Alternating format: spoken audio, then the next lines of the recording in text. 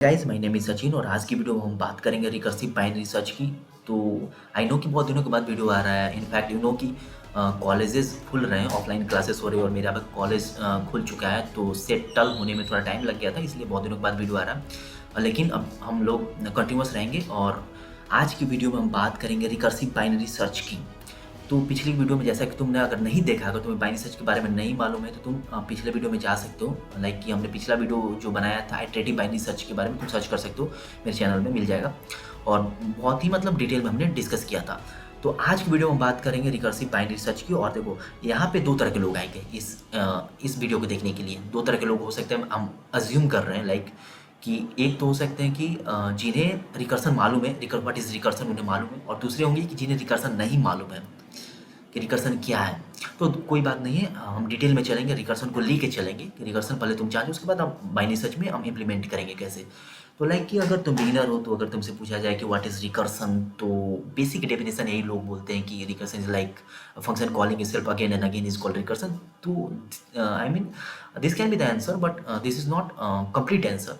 और अगर मैं रिकर्सन को अपने आप को समझाना हो तो मैं क्या कहूँगा, लाइक रिकर्सन का मतलब हो गया कि एक बहुत बड़ा प्रॉब्लम है, उस प्रॉब्लम को क्या करेंगे हम रिकर्सन की मदद से एक छोटे प्रॉब्लम में कन्वर्ट कर देंगे। उसके बाद हम उस छोटे प्रॉब्लम को सॉल्व करेंगे, एंड जब वो छोटा प्रॉब्लम सॉल्व हो गया उसकी हेल्प से हम अपने बड़े प्रॉब्लम को सॉल्व कर देंगे। तो रिकर्सन इज लाइक दैट, ऐसे ही काम करता है रिकर्सन, और रिकर्सन में हम लोग ऐसे ही करेंगे। तो तुम्हें मैं एज्यूम कर रहा हूँ कि तुम्हें बाइनरी सर्च के बारे में मालूम है बाइनरी सर्च क्या होता है। तो हम थोड़ा सा कोड लिखते हैं, हैशटैग इंक्लूड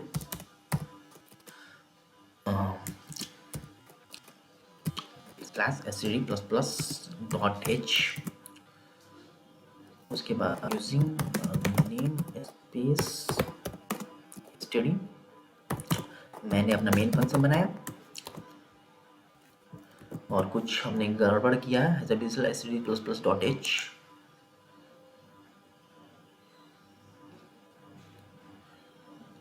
अच्छा, ट्रिपल प्लस हमने डाल दिया, दो ही प्लस होते हैं इसमें।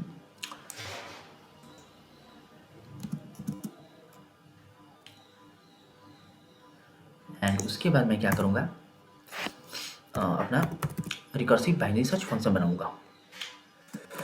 रिकर्सिव बाइनरी सर्च फंक्शन बनाऊँगा। फंक्शन मेरा कुछ चीज़ें लेगा, एक एरे लेगा। उसके बाद मेरा, जानते हो कि तुम बाइनरी सर्च में एक लो होता है, एक हाई होता है, एंड जिस वैल्यू को सर्च करना चाहते हैं इंट टारगेट, मुझे टारगेट को सर्च करना है। उसके बाद मैं क्या करूँगा, अपने कुछ कंडीशन लगाऊंगा। मैंने जो डेफिनेशन बोला था रिकर्सन का कि लाइक एक बड़े प्रॉब्लम को छोटे प्रॉब्लम में कन्वर्ट करेंगे, तो उसका एक बहुत अच्छा एग्जांपल है रिकर्सिव बाइनरी सर्च। तो मैं सबसे पहले चेक क्या करूँगा, मुझे मिड निकालना होगा। तो तुमने आइटरेटिव मेथड ऑफ मिड में देखा था कि मिड कैसे निकालते हैं। It mid is equal to high plus low by 2 करेंगे, एंड उसके बाद मैं चेक करूँगा कि क्या मेरा a of mid equal to target है, टारगेट वैल्यू के बराबर है। अगर ऐसा है तो मैं प्रिंट करूँगा सी आउट कर दीजिए भैया, yes element is found, yes element is found, and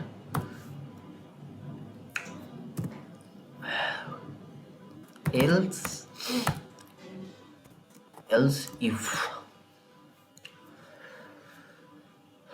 if a of mid अगर लेस देन टारगेट है, टारगेट से छोटा है, तो उस केस में मैं क्या करूँगा, टारगेट से छोटा है इसका मतलब कि हो सकता है कि मेरा जो वैल्यू होगा लाई करेगा, राइट में लाई करे, हो सकता है कि राइट में लाई करें। जो एरे है, जो मिड एलिमेंट है, मिड के राइट में लाई करें, क्योंकि मेरा मिड एलिमेंट है ना, उसकी वैल्यू छोटी है टारगेट से। ऐसा कुछ एरर आ रहा है क्या, हिंट ओके, मैंने एक एरे लिया था ना, तो यहाँ पे अगर ऐसा है तो मैं क्या करता था, लो को मिड प्लस 1 पे शिफ्ट कर देता था। अब मैं क्या करूँगा ना, कि मैंने बोला था कि एक बड़े प्रॉब्लम को एक छोटे प्रॉब्लम में कन्वर्ट कर देते हैं। मेरा एक प्रॉब्लम था कि मेरे पास एक एरे था, उस पूरे एरे में सर्च करना था। तो मैं क्या करूँगा, अब सिंस मुझे पता चल गया है कि जो मेरा मिड एलिमेंट है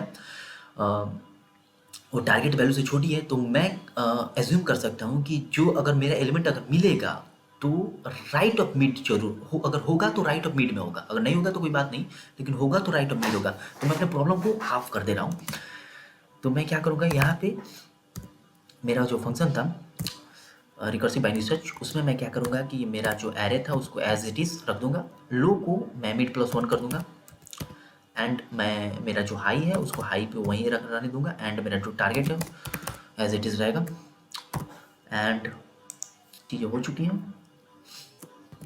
एल्स कंडीशन में क्या होगा कि मेरा मिड बड़ा होगा, अगर बड़ा है तो इसका मतलब आपको लेफ्ट ऑफ मिड चीज़ें होंगी। तो फिर से मैं अपने प्रॉब्लम को हाफ कर रहा हूँ। ए लो मेरा वैसे ही रहेगा, and high is equal to मेरा जो हाई होगा उसके जगह पे मिड माइनस 1 आ जाएगा। एंड बहुत सारी चीज़ें सिमिलर है, चीज़ें सिमिलर जा रही है किससे, जो आइटरेटिव बाइनरी सर्च था उससे चीज़ें सिमिलर हैं, काफ़ी ज़्यादा सिमिलर है। यहाँ तक चीज़ें हो गई। अच्छा देखो यहाँ पे अगर ए ऑफ मिड अगर टारगेट के बराबर हो गया, अगर वैल्यू मिल गई, तो उसके बाद हम क्या करेंगे, उसके बाद हम करेंगे कि रिटर्न कर जाइए, कोड को ब्रेक कर देंगे। उसके आगे जाने की देखने की क्या ज़रूरत, जब मुझे वैल्यू मिल गया तो उसके आगे कुछ देखने की ज़रूरत ही नहीं है, तो मैं अपने कोड को ब्रेक कर दूंगा यहीं पे। एंड नाउ मैं मेन फंक्शन को कॉल करता हूँ, एक एरे बनाता हूँ इंट 10 एलिमेंट्स का। ओके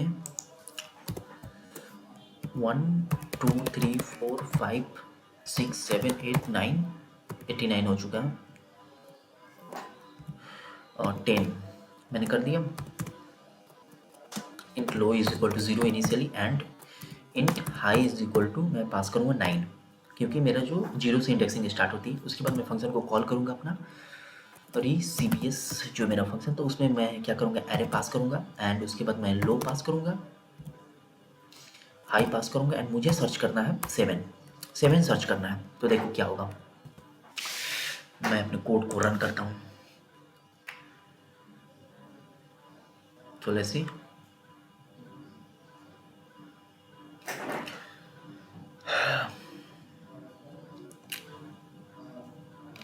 सो आई थिंक सब कुछ एरर आ चुका है।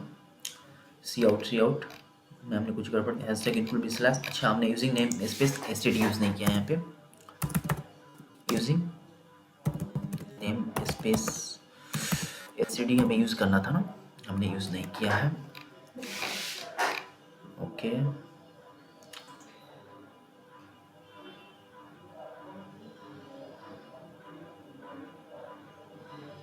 So yes element is found, code मेरा काम कर रहा।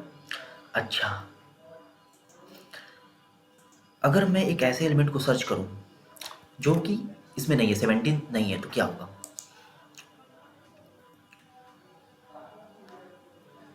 बहुत ही इंटरेस्टिंग चीज़ होने वाली है। 17 नहीं है तो एक्चुअली में हुआ कि यहाँ पे कुछ आया नहीं। देखो एक्चुअली में क्या हुआ ना कि 17 है नहीं, और मैं तुम्हें बताता हूँ क्या एक्चुअली में हो क्या रहा है। किसी भी एप्लीकेशन के समय क्या होता है ना, एक हमें एक मेमोरी प्रोवाइड होती है। कोई भी एप्लीकेशन बनाते हैं तो उसमें एक मेमोरी एप्लीकेशन मेमोरी प्रोवाइड रहती है, जो कि कुछ हिस्सों में बटी रहती है। जैसे हम कोड लिख रहे हैं, जो टेक्स्ट एरिया है तो एक टेक्स्ट सेक्शन ऑफ मेमोरी होता है। दूसरा एक स्टैटिक या ग्लोबल जो भी वेरिएबल बनाते हैं उनके लिए एक अलग सेक्शन होता है।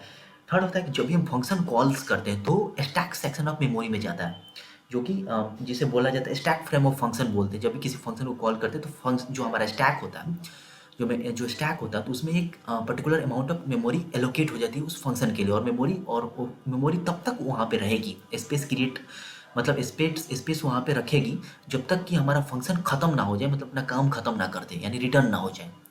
समझ रहे हैं ना बात को, जब तक फंक्शन चलेगा तब तक वहाँ पे स्पेस बना रहेगा उस स्टैक में। स्टैक की खास बात होती है कि वो स्टैक लिमिटेड साइज का रहता है।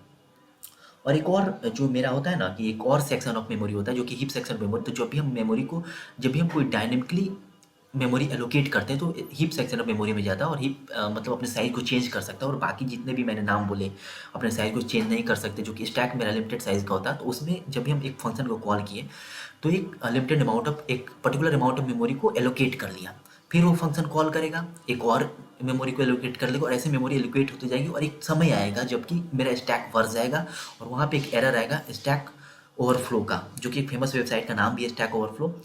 तो वो एरर आएगा। और देखो मेरे कोड में, देखो मैंने क्या किया, मेरे कोड में रिटर्न टाइप वाइड है, तो मैंने यहाँ पे फंक्शन को कॉल्स लगाया, फंक्शन यहाँ पे कॉल्स हो रहा है, कॉल फंक्शन अंदर डीप डीप डीप जा रहा है फंक्शन, और समझे ना। और यहाँ पे जैसे ही मुझे टारगेट एलिमेंट मिला तो वहाँ पे मैं रिटर्न करता रहूँ कि दिस इज़ द केस। यहाँ पे जैसे ही टारगेट मिला उसके बाद मैं रिटर्न कर दे रहा हूँ कि यहाँ से ब्रेक कर जाइए, आप रिटर्न होने जाइए। और मैं एज्यूम कर रहा हूँ कि तुम्हें थोड़ा सा रिकर्सन मालूम होगा। अगर नहीं मालूम है तो पहले रिकर्सन की क्लासेस तुम देख सकते हो, उसके बाद आओगे तो ज़्यादा बेटर अंडरस्टैंडिंग होगी, लेकिन मैं कोशिश करूँगा तुम्हें समझ में आए। तो दिस इज़ द कंडीशन कि यहाँ पे रिटर्न हो जाइए। लेकिन लेकिन अगर एलिमेंट नहीं मिला तो क्या, उसके लिए मुझे कोई कंडीशन ही नहीं है। अगर एलिमेंट नहीं मिला तो कॉल्स लगती जाएंगी और एक समय आएगा कि स्टैक ओवरफ्लो हो जाएगा।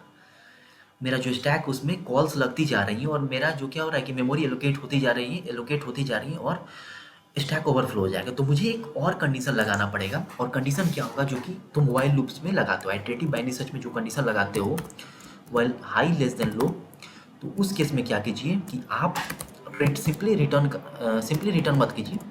आप क्या कीजिए कि सी आउट प्रिंट कर दीजिए कि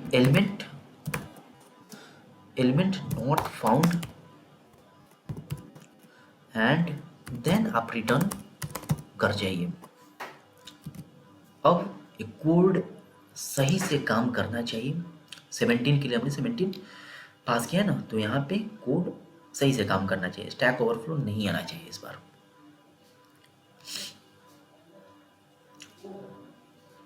तो element not found, so the code is working fine. तो चीज़ें समझ रहे हो ना कैसे काम कर रहा है।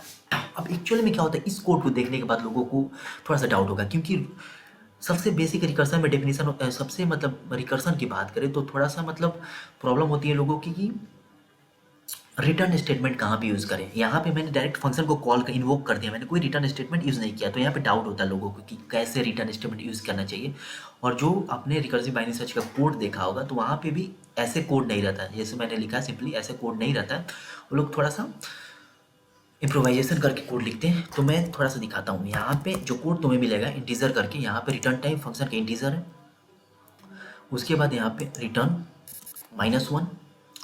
एक्चुअली मैं तुम्हें कुछ दिखाना चाहता हूँ,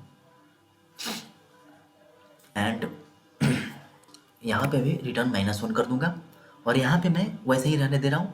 एंड यहाँ पे मैं क्या करूँगा, सी आउट फंक्शन को कॉल कर दे रहा हूँ, डायरेक्ट फंक्शन को प्रिंट कर, जो भी फंक्शन मेरा रिटर्न करेगा उसे प्रिंट कर दे रहा हूँ, इट्स लाइक फंक्शन कॉलिंग। अब देखो मुझे आने वाला है एक error, warning element not found, answer दे रहा है लेकिन एक वार्निंग आ रहा है, control reaches end of the non point function. Actually में हो क्या रहा है कि जो मेरा फंक्शन है ना, आंसर दे रहा है, सही दे रहा है, लेकिन वार्निंग के साथ दे रहा है। और बहुत सारे कंपाइलर्स में एरर भी आ जाएगा, अगर डिफरेंट कोड एडिटर यूज़ करेंगे तो कहीं कहीं एरर भी दिखाएगा। तो एक्चुअली मेरा फंक्शन क्या, रिटर्न टाइप उसका इंटीजर है, फंक्शन का रिटर्न टाइप इंटीजर, लेकिन फंक्शन कुछ रिटर्न नहीं कर रहा है। और जब हमने फंक्शन का रिटर्न टाइप डिक्लेयर कर दिया तो मुझे क्या करना चाहिए कि जहाँ भी मैंने फंक्शन को कॉल किया है, इन्वोक किया, वहाँ पे रिटर्न स्टेटमेंट का यूज़ करना चाहिए,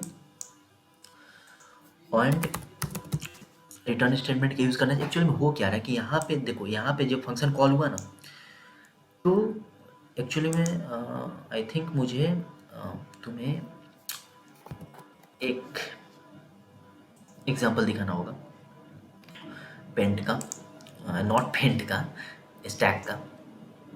देखो सपोज करो कि मैंने एक एक्स फंक्शन बनाया, कैसे काम करता है स्टैक, एक्स फंक्शन बनाया, एक्स के अंदर मैंने वाई को कॉल किया, तो दिस इज एक्स, ये वाला तुम्हारा एक्स हो गया, और ये तुम्हारा एक्स के अंदर वाई को कॉल किया है मैंने। तो एक्स के अंदर वाई को जब कॉल किया तो यहाँ पे एक मेमोरी क्रिएट हो जाएगी, एक स्टैक में मेरा एक मेमोरी क्रिएट हो गया वाई के लिए, दिस इज फॉर वाई, ये वाई के लिए, वाई के अंदर मैं वाई को जेड को कॉल कर रहा हूँ, जेड को कॉल कर रहा हूँ, यहाँ पे जेड हो गया, जेड के अंदर मैं ए को कॉल कर रहा हूँ, ए के अंदर मैं बी को कॉल कर रहा हूँ, एंड बी के अंदर सी को कॉल कर रहा हूँ, और सी के अंदर डी को कॉल कर रहा हूँ। और यहाँ पे जो स्टैक का साइज है लिमिटेड है, 1 2 3 4 5 6 6 यूनिट के लिए लिमिटेड है, स्टैक का साइज 6 यूनिट के लिए लिमिटेड है। सपोज करो एक्स वाई जेड, जेड के अंदर मैंने ए को कॉल किया, ए के अंदर बी को कॉल किया, बी के अंदर सी को कॉल किया, सी के अंदर डी को कॉल किया और मेरा आ जाएगा एरर स्टैक ओवरफ्लो, क्योंकि स्टैक का साइज लिमिटेड था, साइज 6 ही था, मैंने 7 एलिमेंट को कॉल कर दिया। तो ऐसा नहीं होगा।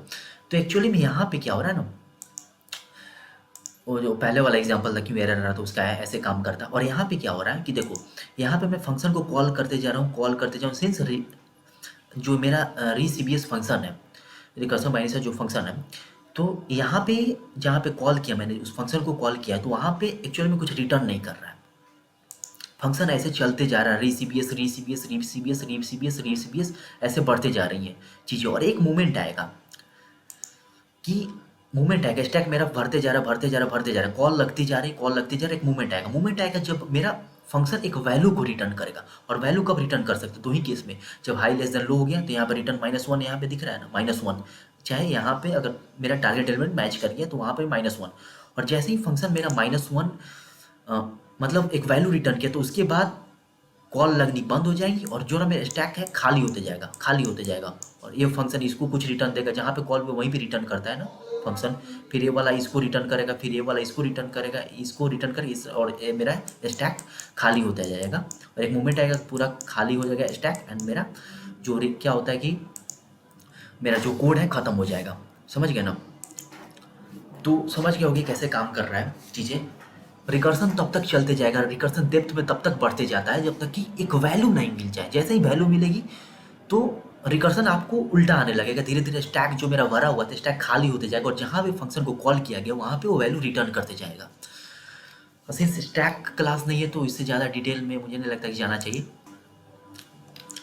तो बस ऐसे ही काम करता है हमारा रिकर्सिव बाइनरी सर्च। और आई होप कि तुम समझ गए हो कि रिकर्सिव बाइनरी सर्च कैसे काम करता है, और जो प्रॉब्लम होती है यहाँ पर रिटर्न स्टेटमेंट कब यूज़ करना चाहिए कब यूज़ नहीं करना चाहिए, तो डिपेंड करता है कि यहाँ पे तुम्हारा रिटर्न टाइप क्या है फंक्शन, और इस पर और बहुत सारी चीज़ें हैं रिकर्सन में, इतना ही नहीं है। लेकिन जो मैंने डिफिनेशन बताया था कि एक बड़े प्रॉब्लम को एक छोटे प्रॉब्लम में कन्वर्ट करने वाला, तो उस पर काइंड ऑफ बेस्ड है। लेकिन रिकर्सन क्या बोलते हैं कि बाइनरी सर्च अपने आप में एक डिवाइड एंड कॉन्कर एल्गोरिदम है। और यहाँ पे जो बाइनरी सर्च की बेसिक्स थी खत्म हो चुकी है, और आगे की वीडियो में हम लोग क्वेश्चन सॉल्व करेंगे। जितने भी क्वेश्चन है बाइनरी सर्च पे इंपॉर्टेंट जो भी पूछे गए हैं तो उसको सॉल्व करेंगे। तो मिलते हैं नेक्स्ट वीडियोज़ में, तब तक के लिए गाइस चैनल को सब्सक्राइब कर देना एंड लाइक कर देना एंड शेयर भी कर देना। Thank you.